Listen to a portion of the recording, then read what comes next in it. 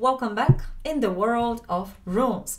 Today I'm going to tell you about URUZ, number 2 URUZ in the most popular one, Futark. So we are going to start with a little bit of the warning considering runes, because runes are not for everyone. And it depends on your personal intention, your moral, your ethics, how you are going to use that. We had already in a history, second, right, World War, someone who I cannot mention on YouTube, of course, from the reasons of, so it can end up pretty badly. And for a long time, especially in Germany, when you would mention a rune, Sevilla, which is a very good rune, people were really suspicious about it. They didn't want to hear about rune. They were not interested in it. They were even scared of them. So the runes, just like other tools, they're not dangerous. In a sense, they are neutral, but it all depends how you're going to use that. So let's start with URUZ. URUZ is responsible for everyone who is born between 10th of November and 3rd of December. And is the letter, the phonetic value of it is U. And the literal meaning of that, from the Germanic, URUZ means the aurochs. Gothic is the same, URUZ.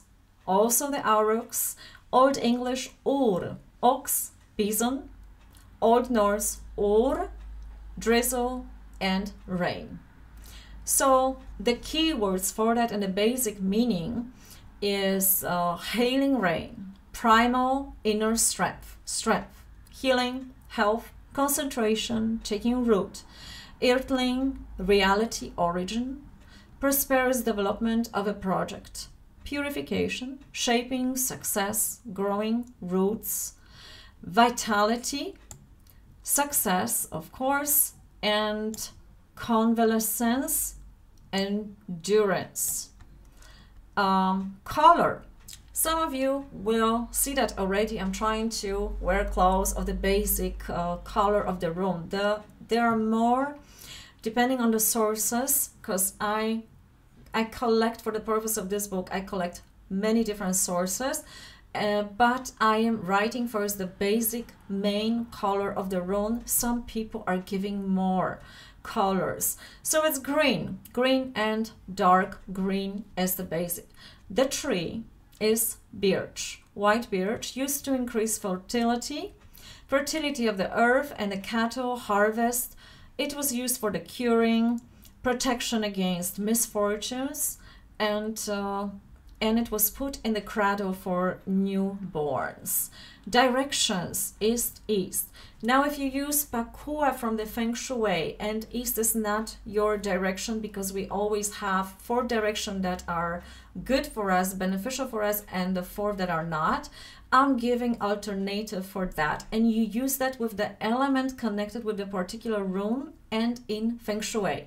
Because here the element is earth for the URUZ, I connect this as an alternative for those who have those other 4 directions. So it's northeast, responsible for knowledge and many other things, but just to have the basics, just to have the basic connection of it.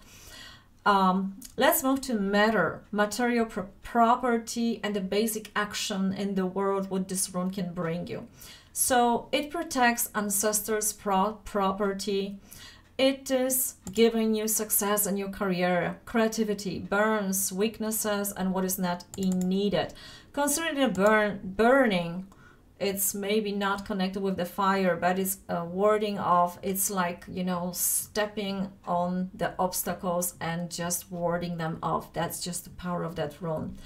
Considering relationships, it helps in love and friendship, adds charm to women and strength to men, and helps to bring back love or friendship.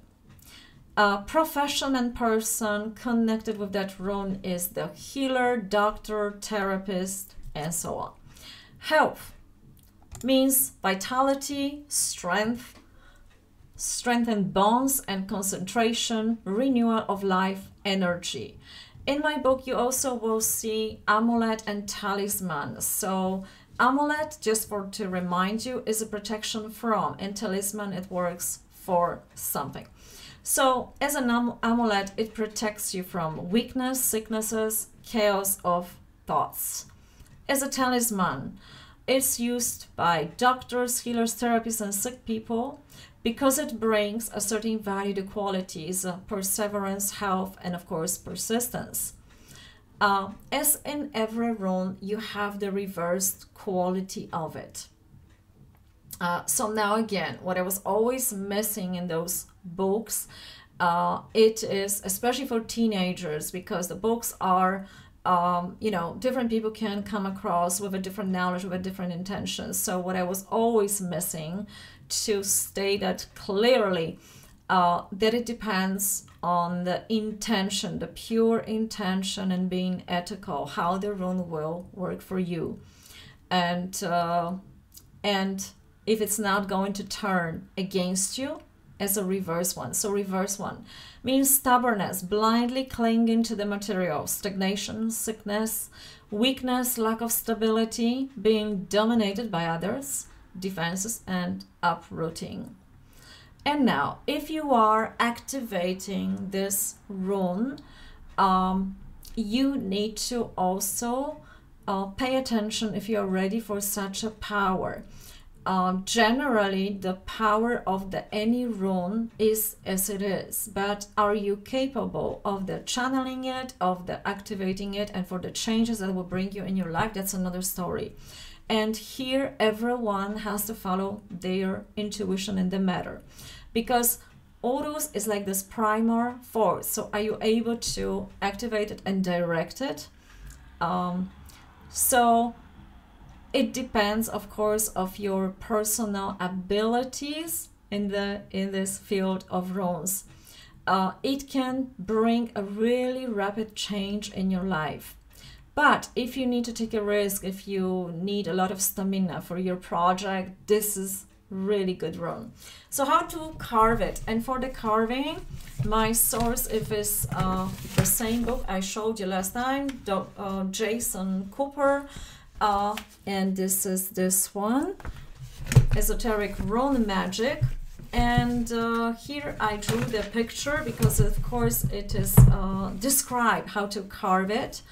You carve it and then you color it, and whether you carve it, whether you use the paintings that I'm painting and you like my art, or you do it yourself, or you buy a little charm somewhere there and you would like to activate it. We always use the hand or mind projection. We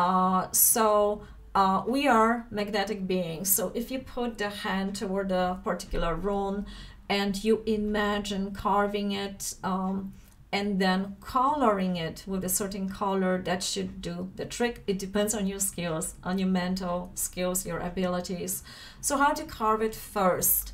You put the middle from the left to right down. That's number one. Then you are rooting. It's very logic. Then you're rooting from on the right side down, and then the third one line on the left down. So here is the little picture to help you out, so you can make a little stop here and see exactly how it looks like. And now we move on to the coloring it. It's a little bit different. You start from the left side, you go up, then you go down on the other side, and you connect both by going down from left to right. And here I drew a little picture for you. Now, if any of you are specialists and you buy my book, you read my book, and you find there is mistakes there because I'm using a lot of sources, I'm comparing them. Sometimes they're a little bit different. Sometimes making a choice, and I hope the best choice for you. So if you need something that needs to be corrected, please let me know about it. I will appreciate that, and I would definitely correct it and republish it, of course, and make a new version of it. So or write a correction also, so everybody else can correct their book.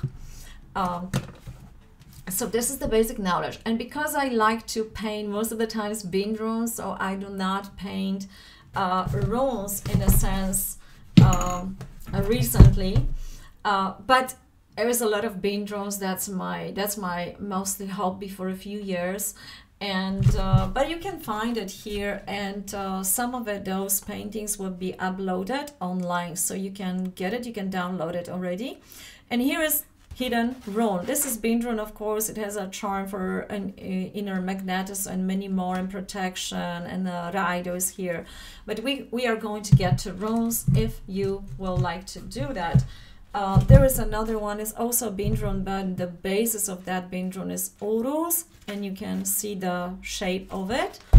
And the last one I also added, it's not a pure rune here as URUZ, it has additional stuff, so I call my Venus as egg with a surprise. It has more components of it and workings, but the basic runes are pretty powerful itself. So that's it for today, and let me know how is your working with runes going. Good luck to everyone who is currently working with URUZ, and have a great day out there. Bye bye.